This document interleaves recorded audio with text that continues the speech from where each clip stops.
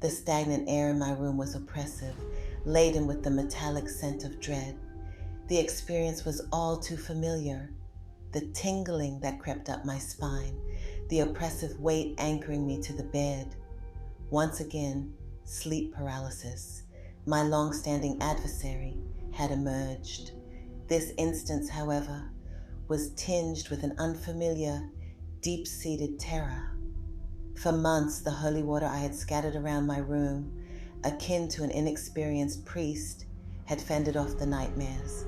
But now, the dim blue light from the nightlight threw twisted shadows across the walls, taunting my feeble safeguards. My breathing was erratic, a wild rhythm battling the profound, oppressive silence that filled my ears.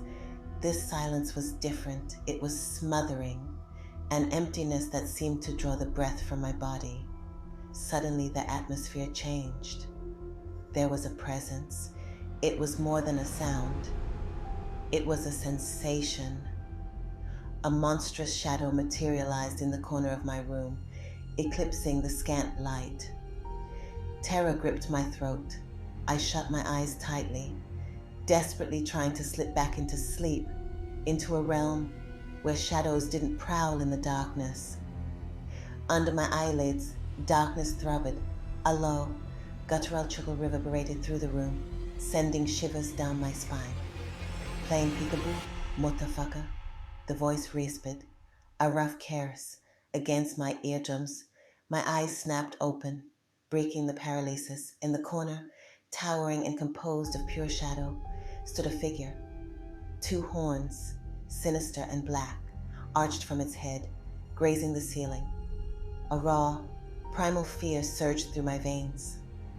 You shouldn't have done that, it growled, advancing towards the bed. The ringing in my ears began as a low hum and crescendoed with each attempt to move. I fought against it, a silent scream locked in my throat. Tears filled my eyes, obscuring the monstrous shape before me. God will protect me, I whispered, the words bitter like ash. It was a desperate plea, a fragile barrier against the advancing darkness. The figure cocked its head, feigning curiosity. God? The voice echoed, tinged with amusement. He can't help you now, asshole. With another step, the ringing in my ears became a deafening roar.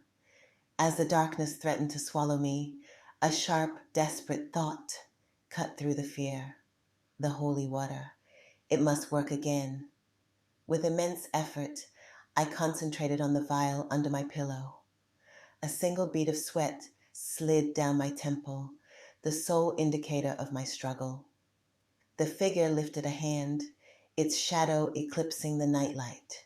The room fell into complete darkness, and with it, the ringing subsided, replaced by an oppressive silence.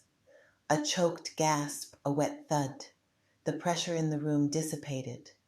My body was still frozen, but the silence brought a strange calm. A soft whimper slipped from my lips. Gradually, I began to twitch my fingers. The ringing returned, a faint echo of its previous terror. With a final, quivering breath, I forced